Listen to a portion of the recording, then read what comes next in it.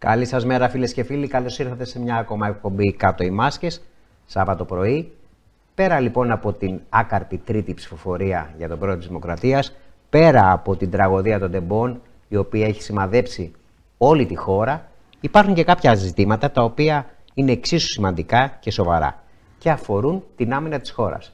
Έχουμε λοιπόν τη χαρά και την τιμή να έχουμε μαζί μας τον δέραρχο εναποστρατεία της αεροπορίας, τον κύριο Παπα-Νικολάου Αθανάσιο. Καλώς ήρθατε, κύριε Παπα-Νικολάου. Χαίρετε, κύριε Θοδόση, χαίρετε σε όλους τους τηλεθεατές.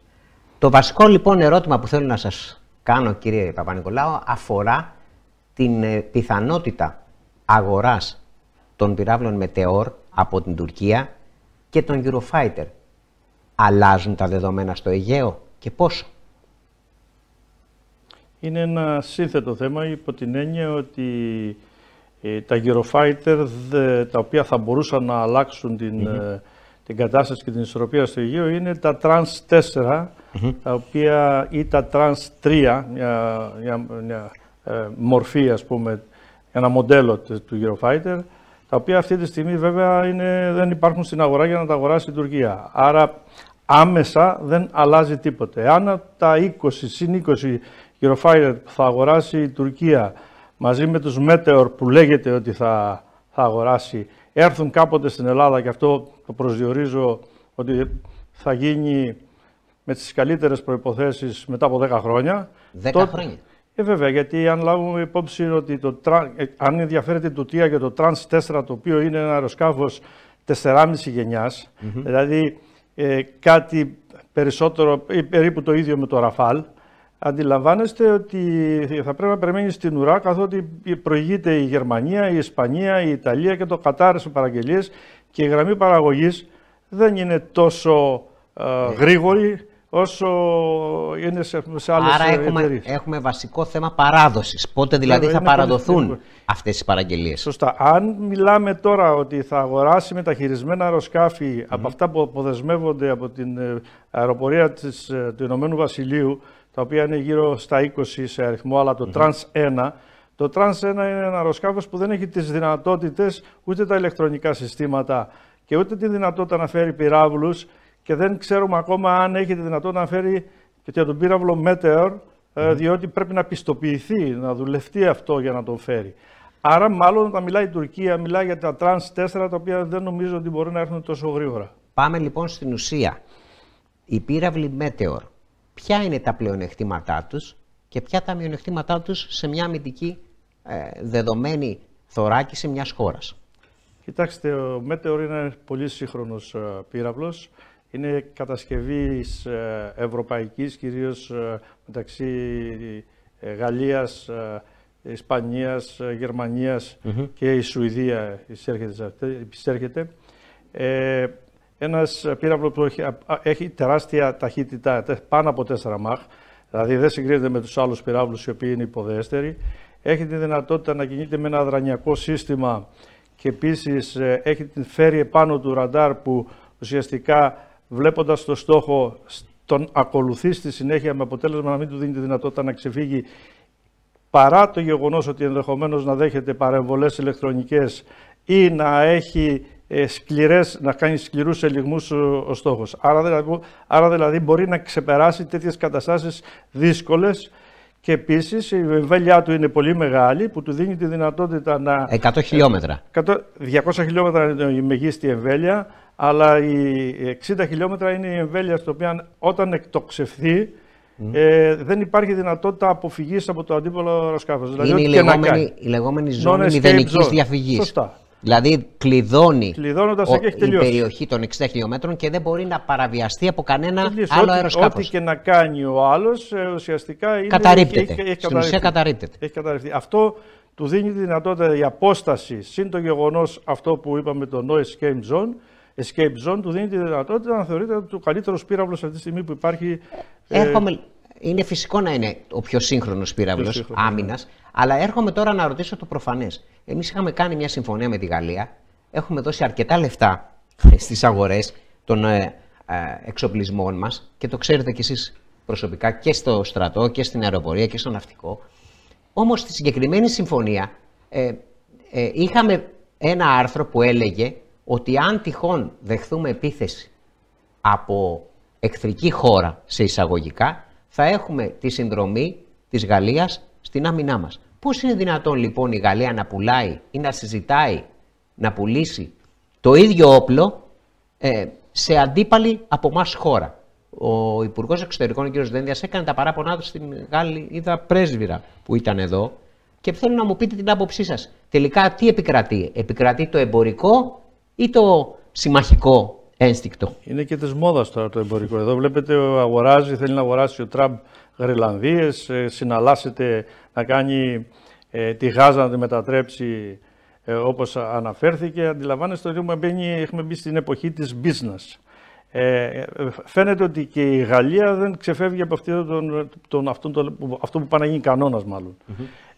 Πράγματι είχαμε κάνει μια συμφωνία το 2021, κακώς δεν προβλέφτηκε σε κάποιο άρθρο και αυτό ακριβώς, να δεσμεύει δηλαδή και τις δύο χώρες στην πώληση όπλων σε χώρες οι οποίες ήταν γνωστό ότι θεωρούνται εχθρικές. Και παρά τουλάχιστον, αν μην λέμε τη λέξη εχθρική, έχουν διαφορές. Ναι, που υπάρχουν διαφορές. Δεν προβλέφτηκε αυτό. Βέβαια προβλέπονται σε άλλα άρθρα. Αυτό που αναφέρατε πολύ σωστά, ότι αν δεχτεί επίθεση η χώρα μας ή η Γαλλία, είμαστε υποχρεωμένοι να υποστηρίξουμε ή αυτοί είναι υποχρεωμένοι να υποστηρίξουν. Άρα εξυπακούεται, θα έλεγε κανείς, ότι δεν πρέπει μια χώρα που πουλάει τόσο πολεμικό αμυντικό υλικό στην χώρα μας, μιλάμε για τα Ραφάλ, μιλάμε για τις Μπελαρά, μιλάμε για όλα αυτά, να πάει να πουλήσει τους πυράβλους αυτούς στην Τουρκία. Αν αυτό συμβεί θα είναι εξωφρενικό. Βέβαια, εδώ εντάσσεται και στην τακτική και την πολιτική που ακολουθεί η Ευρωπαϊκή Ένωση. Μια Ευρωπαϊκή Ένωση που ουσιαστικά μόνο ένωση δεν είναι, που ακολουθούν τα κράτη από μόνα της δική τους πολιτική. Γι' αυτό έχουμε φτάσει και στο σημείο να μην τις λαμβάνει και κανένας υπόψη της σε οτιδήποτε συμβαίνει.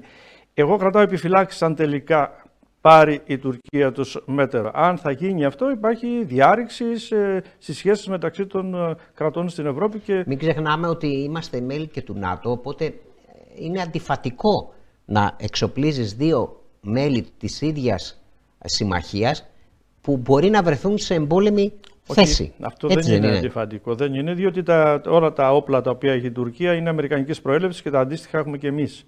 Δηλαδή, ίσα-ίσα που αυτός είναι ένας λόγος που μπορεί να τον επικαλεστεί η Τουρκία και να πει ότι θέλω και εγώ να το πάρω αυτό το όπλο, γιατί θέλω να είμαι ισχυρότερη στα πλαίσια του ΝΑΤΟ.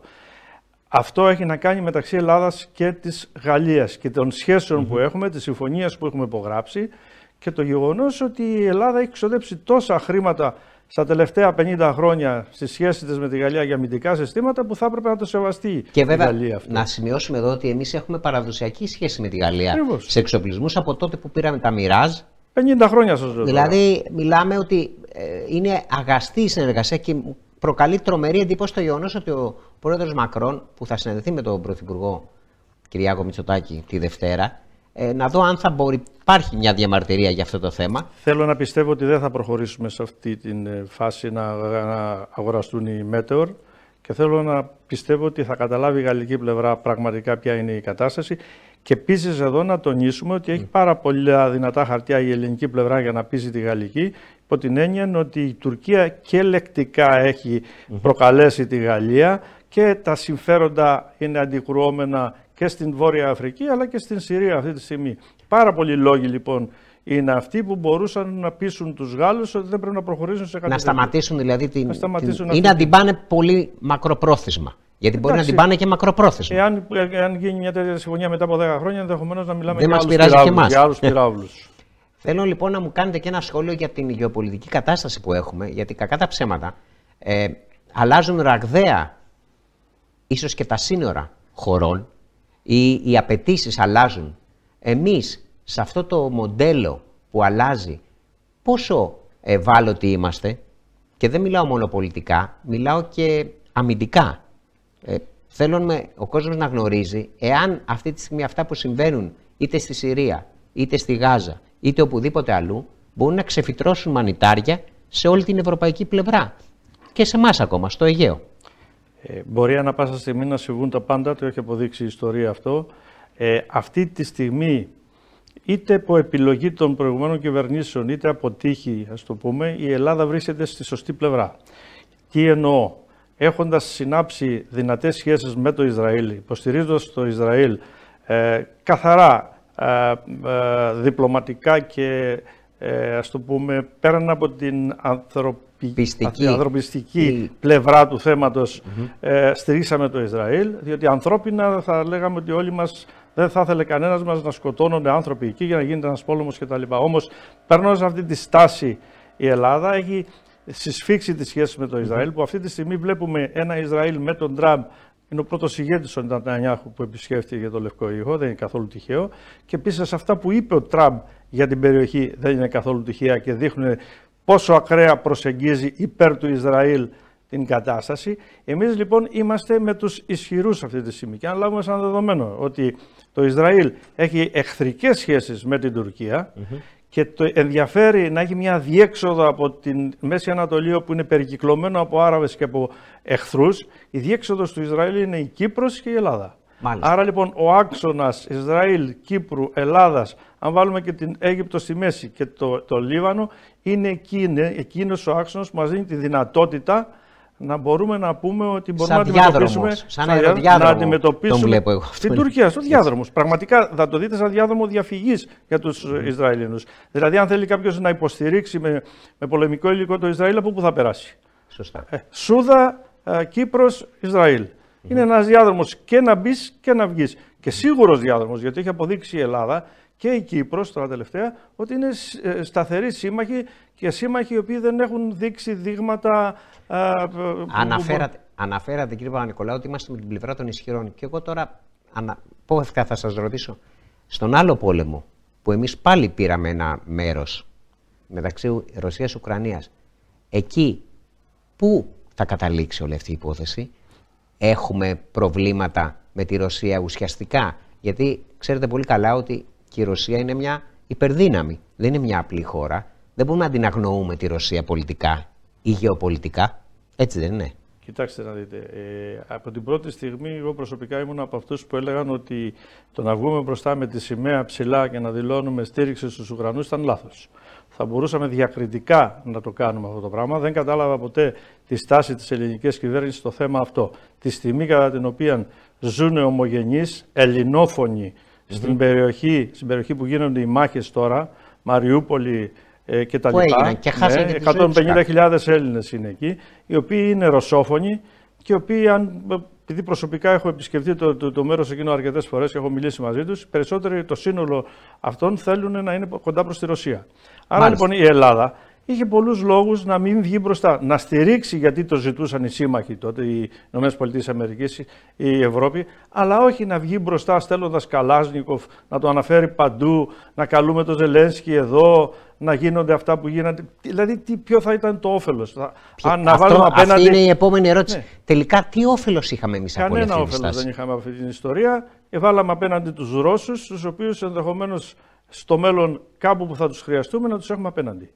Και πού μπορούμε να τους χρειαστούμε? Για το θέμα το κυπριακό, σε ψηφίσματα του ΟΗΕ, σε θέσεις όταν θα έρθουμε σε δύσκολη θέση, ενδεχομένως με την Τουρκία, που θα μπορούσε να πάρει μια θέση η Ρωσία να μην το κάνει.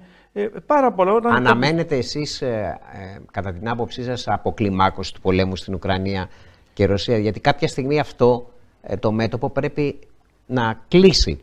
Και μέσω του Τραμπ που υπόσχεται ότι θα το κάνει, το έκανε στη Γάζα.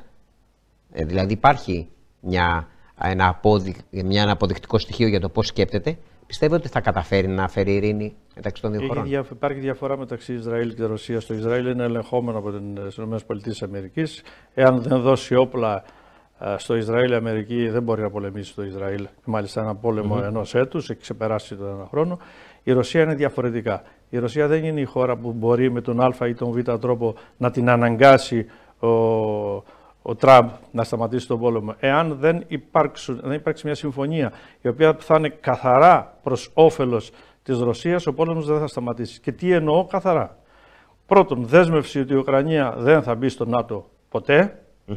Και δεύτερον, ό,τι έχει κατακτηθεί από τους Ρώσους θα το διατηρήσουν και θα προσαρτηθεί με οποιοδήποτε καθεστώς στην Ρωσία. Και τρίτο, υπάρχει και ένα τρίτο, ότι πρέπει να αποχωρήσουν τα ουκρανικά στρατεύματα, εάν μέχρι τότε που θα συζητηθεί και θα γίνει η συμφωνία, δεν έχουν φύγει από το Κούρσκ. Αυτά Μάλιστα. είναι τα must.